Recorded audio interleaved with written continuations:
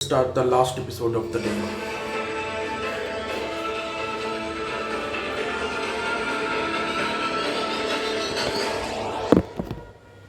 आदित्य और अमित बैठकर वैसे ही बातें करते रहे और उस टाइम को एंजॉय करते रहे।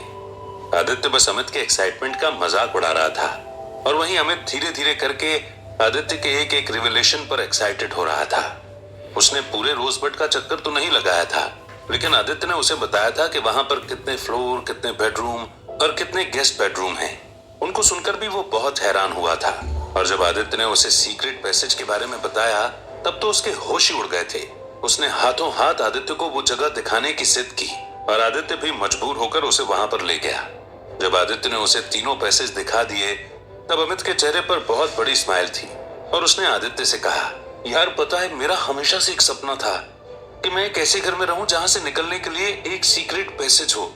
मैं ऐसा ड्रीम करता था कि किसी दिन अगर अपना घर बनाऊंगा ना तो अलमारी के पीछे से रास्ता रखूंगा जहां से किसी को भी समझ नहीं आएगा कि मैं कब बाहर निकल गया और कब आ गया। लेकिन अब तो तूने बता दिया ना तो मैं इसका प्रॉपर इस्तेमाल करूंगा। देखना तुझे पता भी नहीं चलेगा और मैं बाहर चला जाऊंगा, फिर मैं कुछ भी कर सकता हूँ और फिर यहाँ से वापस भी आ जाऊंगा। ये सोचकर ही इतना अच्छा लग रहा है तो करके कितना मजा आएगा। जब अमित ने ये बात कही तब आदित्य को समझ आ रहा था कि वो उस चीज को देखकर बहुत खुश है और किसी बच्चे की तरह एक्साइटेड हो रहा है। लेकिन उसे पता था कि वो सीक्रेट पैसेज अगर किसी और आदमी ने देख लिया तो वो लोग उसके घर के अंदर कुछ भी कर सकते हैं और फिर कुछ भी हो सकता है। उसे थोड़ी सी चिंता होने लगी और फिर उसने यही बात सोचकर अमित से कहा, ध्यान से भाई, ध्यान से। मैं समझता हूँ कि तेरे सपने बड़े हैं और तू बहुत सारी चीजें करना चाहता है, लेकिन कभी भी इसके बारे में किसी और को मत बताना। अगर तूने किसी और को बता दिया और वो हमारे घर के अंदर घुस गए ना तो फिर प्रॉब्लम हो जाएगी। फिर तेरे तो मजे हो जाएंगे, लेकिन हमारे लिए जो सजा होगी उसका हम क्या करेंगे। जब आदित्य ने ये बात कही तब अमित के चेहरे से स्माइल गायब हो गई और उसे चिंता होने लगी। फिर उसने आदित्य की तरफ देखकर कहा, हाँ यार, मैंने तो इस बारे में सोचा ही नहीं, पर अच्छा हुआ तूने बता दिया। अब मैं ध्यान रखूंगा। नहीं, मैं किसी को भी अपने परिवार को चोट नहीं पहुंचाने दूंगा, चाहे कुछ भी हो। मैं तुम में से कभी किसी को परेशान नहीं करूंगा और ना ही तुम्हें किसी मुसीबत में आने दूंगा। मेरा वादा है आदित्य, जिस तरह पिछली जिंदगी में मैंने तेरे लिए सब कुछ किया था ना, उसी तरह इस जिंदगी में भी मैं तेरा साथ निभाऊंगा और तुझे कभी भी अकेला नहीं छोड़ूंगा। जब अमित ने वो बात कही तब आदित्य ने उसका चेहरा देखा और उसे समझ आ गया कि वो थोड़ा इमोशनल हो रहा है। अमित सबके साथ फैमिली की तरह रहना चाहता था और आदित्य को ये बात बहुत अच्छे से समझ आ गई थी कि वो अपने नए परिवार को एक्सेप्ट कर चुका है।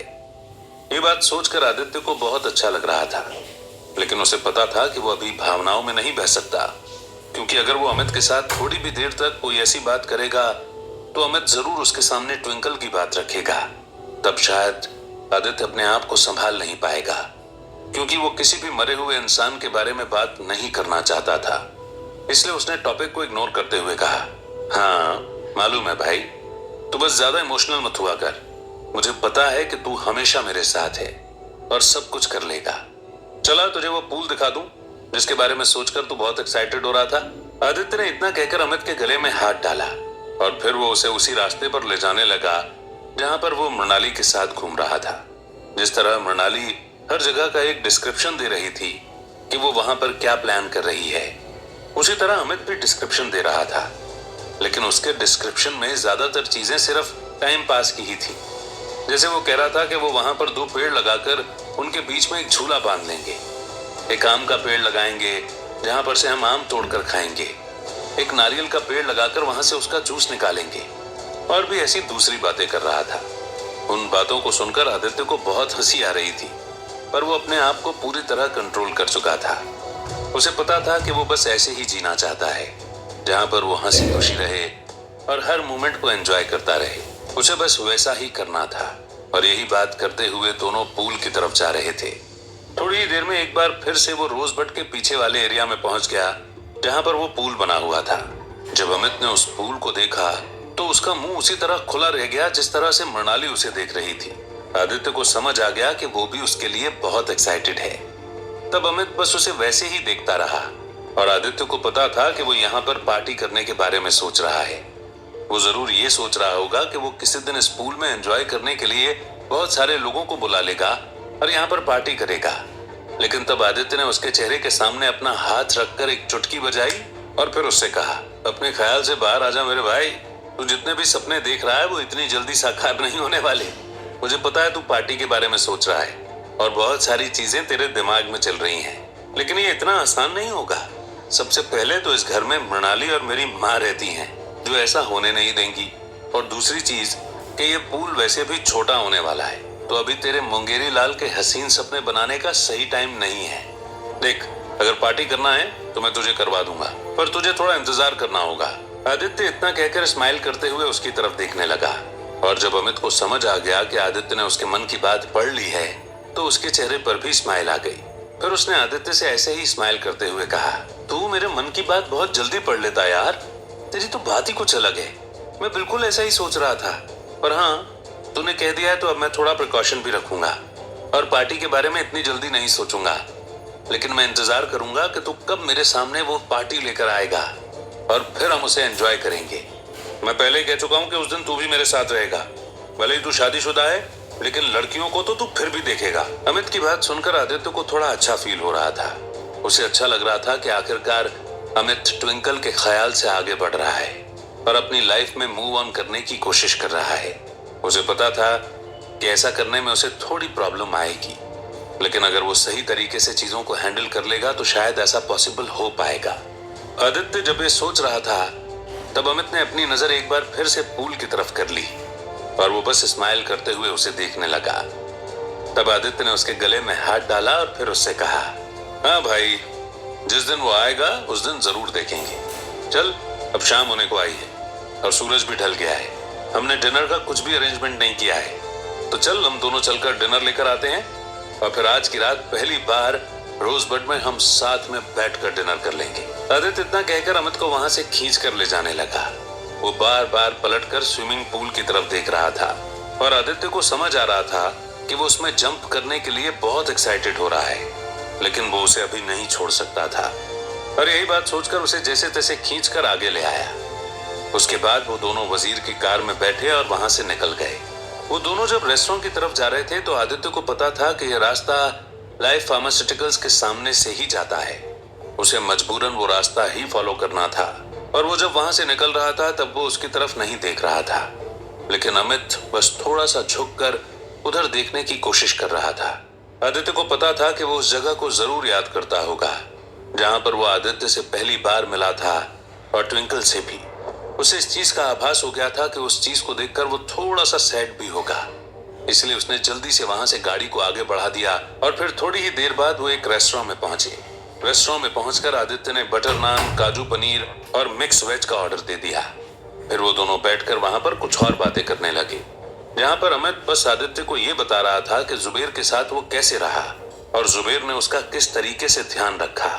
अमित की बात सुनकर आदित्य को पता चल रहा था कि वो धीरे धीरे ठीक हो रहा है और उसे सबका साथ पसंद आ रहा है।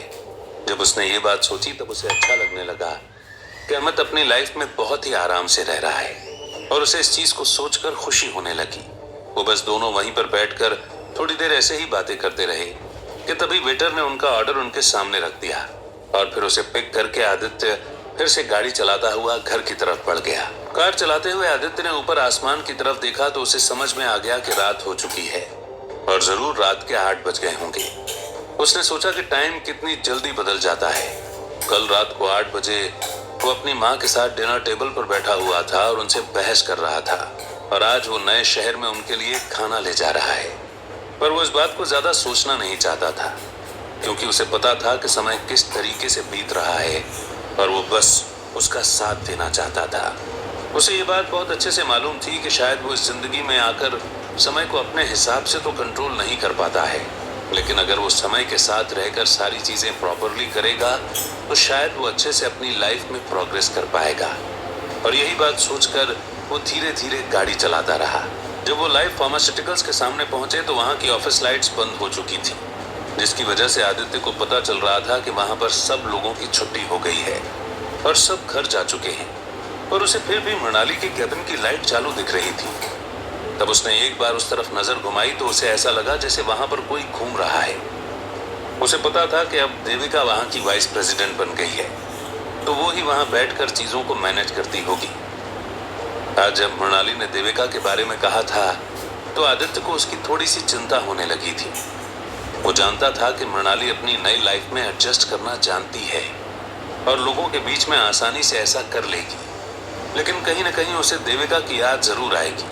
और तब आदित्य ने सोचा कि अगर उसे कभी भी मौका मिलेगा तो वो देविका से बात जरूर करेगा ताकि वो मृणाली से मिल पाए और बहनों का रीयूनियन हो जाए। और तभी उसे एकदम से ख्याल आया कि अगर अभी ऑफिस में कोई नहीं है और देविका वहां पर अकेली है तो वो उनका रीयूनियन तो आज ही करवा सकता है। अगर वो देविका से ढंग से बात कर लेगा तो शायद देविका अपनी बहन से मिलने के लिए तैयार हो जाएगी और शायद वो आज ही मृणाली को खुश भी कर पाएगा। यही बात सोचकर उसने गाड़ी को रोका और फिर यू टर्न लेकर वो वापस से लाइफ फार्मास्यूटिकल्स की तरफ जाने लगा। जब अमित ने उसे ऐसा करते देखा तो वो बहुत हैरान हुआ कि आदित्य क्या कर रहा है और वो लाइफ फार्मास्यूटिकल्स क्यों जा रहा है, लेकिन उसे कुछ समझ नहीं आया। अमित उस चीज को फिगर आउट नहीं कर पा रहा था, पर वो कोई क्वेश्चन भी नहीं पूछ पा रहा था क्योंकि शायद ट्विंकल और उससे जुड़ी हुई यादें अमित को कुछ भी ना कहने पर मजबूर कर रही। Thank you for hearing the lovely short episodes.